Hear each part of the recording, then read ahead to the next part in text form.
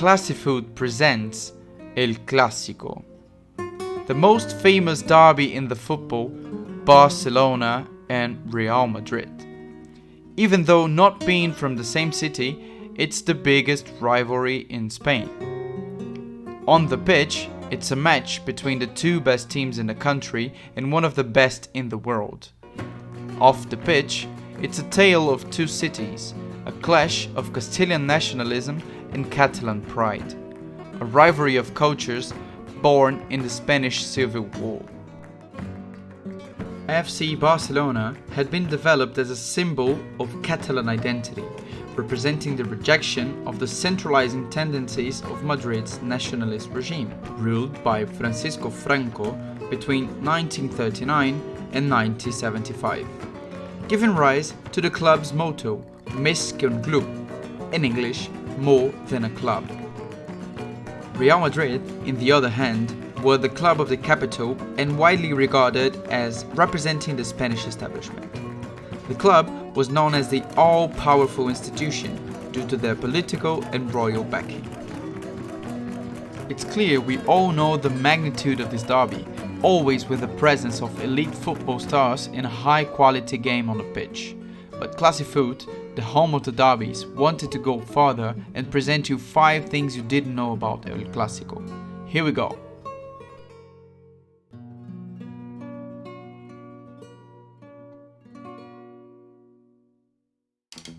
Fact number 5. Real Madrid founders. The origins of both clubs are distinct, but there's something pretty curious in Real Madrid's history. The club was founded by 2 Catalan brothers, Juan and Carlos Padrós, both born in the city of Barcelona.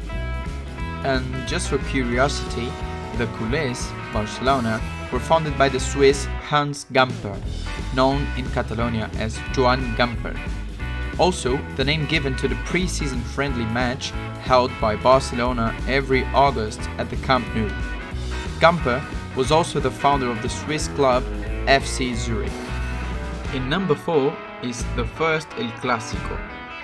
The first match in El Clásico's history was played in 1902 at the Old Horse racing track in Madrid. The occasion was the semi-final round of the Copa de la Coronación, the Coronation Cup.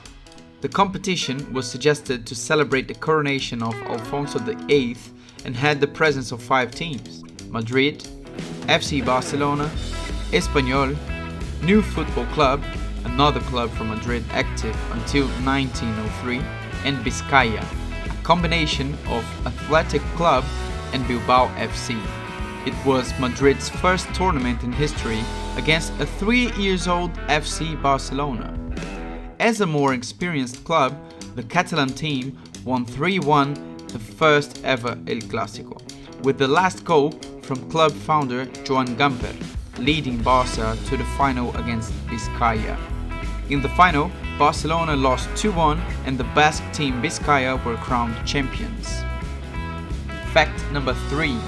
Barcelona forfeit a match in 1916. Barcelona and Real Madrid faced each other in the semi-finals of the 1916 Copa del Rey, the Spanish Cup. The first leg was 2-1 to Barca, and in the second leg Madrid won 4-1 at home.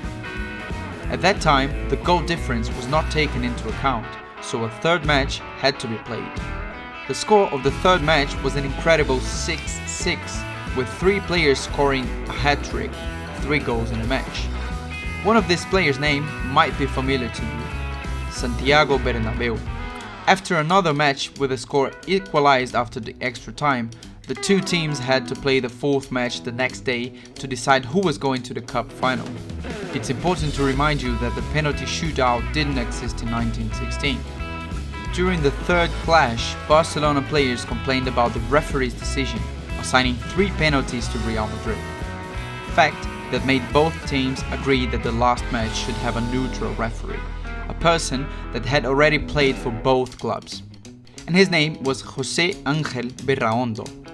But even though Berraondo had played for Barca, he was still a Madrid fan. The match was getting heated with the score 4-2 to Madrid, when Barcelona players were fed up with the referee's decision and abandoned the match. and obviously Madrid becoming finalists. The final between Madrid and Athletic Bilbao was played in the city of Barcelona, where the capital team didn't have a welcoming reception. Stones were thrown at their bus on the way to the stadium by Barca fans. The match finished 4-0 to Bilbao, and after these events, the rivalry between Barca and Madrid increased considerably.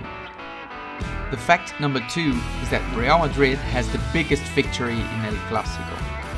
Within the years of dictatorship, the Spanish Cup had been renamed in honor of General Franco as the Copa del Generalísimo. In 1943, Madrid and Barca faced each other in the semi-finals. The first leg, played at Barcelona's stadium, had ended with Barcelona winning 3-0.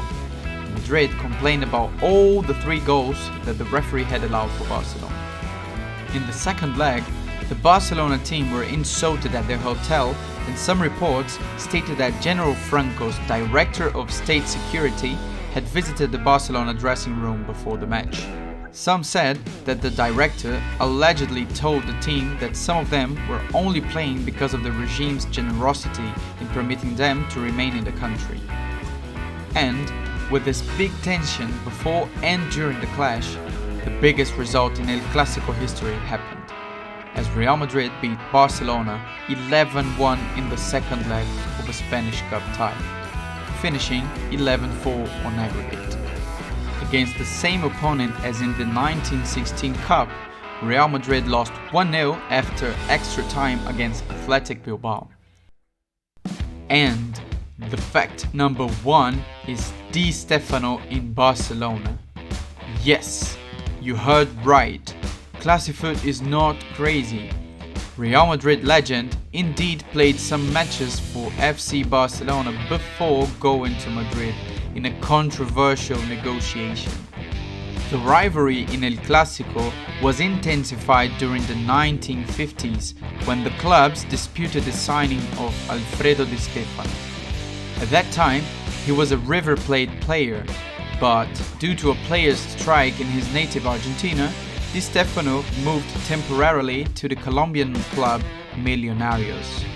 And the story of his transfer to the Spanish football began when the Argentinian went to Spain with Millonarios to play some friendly matches. The striker got the attention of FC Barcelona scouts when he was playing against Real Madrid, and he scored 2 goals in a 4-2 victory. The Catalan club then contacted River Plate, the club that had the players' right, and paid $87,000 for Di Stéfano's transfer to Barca. He went to Catalonia, trained and played some friendly matches with Barcelona, but due to confusion that emerged from Di Stéfano's move from River Plate to Millonarios, Real Madrid realized Barca never had an agreement with the Colombian club. Madrid then completed the deal with Millonarios and claimed to own the players' registration.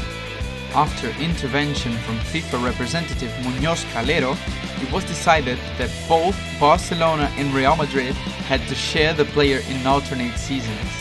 Imagine how weird this would have been nowadays.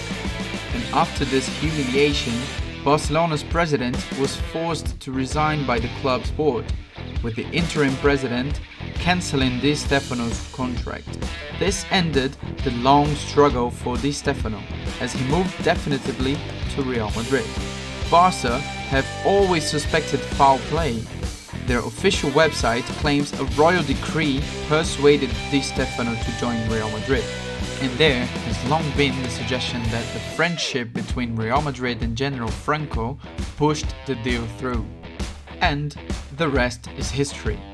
In his first match with the white jersey, Di Stéfano scored a hat-trick in El Clásico in a 5-0 victory against rivals Barcelona. The striker played for Real Madrid for 11 years, winning 8 Spanish leagues, 1 Spanish Cup and 5 consecutive Champions Cups. He scored 518 goals in 510 games, being the top scorer in the history of the club for decades, until Raúl González and Cristiano Ronaldo surpassed him. Did you know at least 2 of these facts? If yes, let us know in the comment section which ones you knew.